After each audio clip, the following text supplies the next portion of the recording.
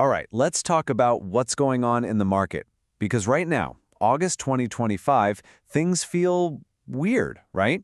Stocks are flying high, but the economy feels a bit shaky. So today, we're going to cut through all that noise and use some timeless wisdom to figure out what is really happening. And that really is the heart of it, isn't it? Is the market sending mixed signals? Because on one hand, you feel all this optimism, but on the other, every headline seems to scream uncertainty. It is a genuinely confusing time to be an investor, and it's creating this massive disconnect. And this slide just lays that disconnect out perfectly. You've got the S&P 500 trading at a price-to-earnings ratio near 27. I mean, that is way above the historical average. That's a price tag that just screams confidence. But then you look at the actual engine of the economy, GDP growth, and it's kind of sputtering along at just 1.2%. The job market's cooling off too, so how do we even begin to navigate this? We need a framework. Okay, let's get into it. To find our way, we're turning to a legendary investor, Howard Marks, and one of his brilliant memos, The Calculus of Value. He is an absolute master at cutting through the complexity by just going back to the basics, the first principles of investing. And that very first principle is this idea of intrinsic value. Now, this is not the price you see blinking on your screen. It's an analytical estimate of what a business is truly worth based on its ability to make money, its earning power, both now and for years to come. Think of it like the true north, the anchor for any investment. And that leads us to this really powerful quote from Marx himself. The price of an asset means nothing in isolation. See, the point is, just because a price is going up doesn't automatically make it a good investment. The price only, and I mean only, makes sense when you compare it to that anchor, its intrinsic value. Marx makes this crystal clear with a super simple analogy. Would you ever pay $40,000 for a car without knowing a single thing about it? Of course not. You'd want to know the make, the model, its condition, the fundamentals. Only then can you decide if that price is a total steal or a complete ripoff. It is the exact same logic for stocks. So if value is based on these solid fundamentals, what sets the price day to day? Well, Marx describes it as a giant tug of war. In the short run, price isn't some rational calculation. It's a reflection of mood, of psychology. It's just a battle between the optimists who are buying and the pessimists who are selling. And right now, it is pretty clear the optimists are winning that tug-of-war. So why? Marx points to a few key things.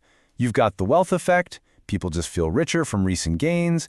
There's this widespread belief of TINA, that there is no alternative to U.S. stocks. And of course, the massive, intense excitement around AI.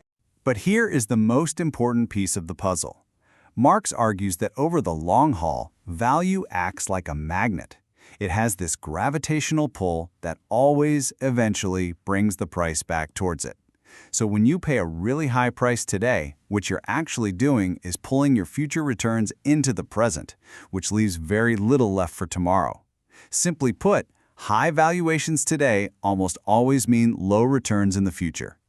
Now, this framework from Marx is incredibly powerful on its own, but it becomes even more robust when we pair it with the wisdom of another master, Warren Buffett.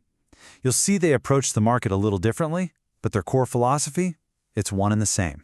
Think about it like this. Howard Marks is the strategist. He's a genius at reading the overall market's temperature and telling us when it might be a good time to be aggressive or defensive. Warren Buffett, on the other hand, is the ultimate analyst. He zeroes in on finding those truly wonderful businesses and tells us what we should be looking to buy. You really need both perspectives. And this famous quote from Buffett just perfectly connects to Marx's idea of earning power. Buffett's big lesson was that buying a truly great, high-quality business, one with a deep economic moat, is the whole key. But look at the second half of that quote. At a fair price. See? Even the best company in the entire world becomes a bad investment if you overpay for it. And if you want to see this philosophy in action right now, today, look no further than Berkshire Hathaway's balance sheet. That giant pile of cash they're sitting on, that is not there because Buffett is scared. It's the ultimate act of discipline. It is the physical proof that he cannot find enough wonderful companies at what he considers a fair price. That cash is the defensive posture Marx is talking about. So let's do it. Let's use this combined framework from two of the greats to take the market's temperature right here, right now, in August of 2025. We're going to apply these principles to the hard data and see what we come up with. So what's really fascinating when you dig in is that the market isn't just expensive, it's what you'd call bifurcated, or split in two. The entire average for the S&P 500 is being yanked upwards by just a handful of mega-cap tech stocks, the Grade 8, which are trading at a really lofty 33.8 times earnings. The other 492 companies? Well, they're at a more reasonable, but still high, 20.8. This tells you the optimism is incredibly concentrated, which creates a pretty fragile structure. And then, when you put that picture next to the economic dashboard, that disconnect we talked about is just glaring. You've got sluggish GDP growth, a labor market that's softening, inflation is still stubbornly above the Fed's target, and interest rates are restrictive.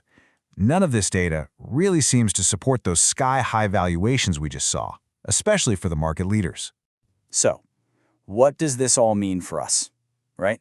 What's the playbook for navigating an environment like this? Well, thankfully, Marx and Buffett give us a really clear, rational path forward. The strategy is to adopt what Howard Marks calls an investment readiness condition. Now, this isn't about trying to time the market. It's a strategic shift in your mindset. First, you increase selectivity. This just means you raise the bar for any new investment. You're only considering the absolute best ideas. Second, you demand a larger margin of safety. You need a much bigger discount between the price you pay and what you think the business is actually worth. That builds in a buffer, a cushion. Third, you prioritize balance sheet strength. In uncertain times, you want to focus on companies with low debt that can handle whatever comes their way. And finally, you build liquidity and readiness. Just like Buffett, you build up cash so that you have the firepower and the courage to act when real opportunities finally show up. Which really brings us to our final question. You know, the market is this constant tug of war between the emotional pull of price and the logical anchor of value. So given everything we've looked at today, you have to ask yourself, which side of the rope are you on? That's really what this all comes down to. Thanks for watching.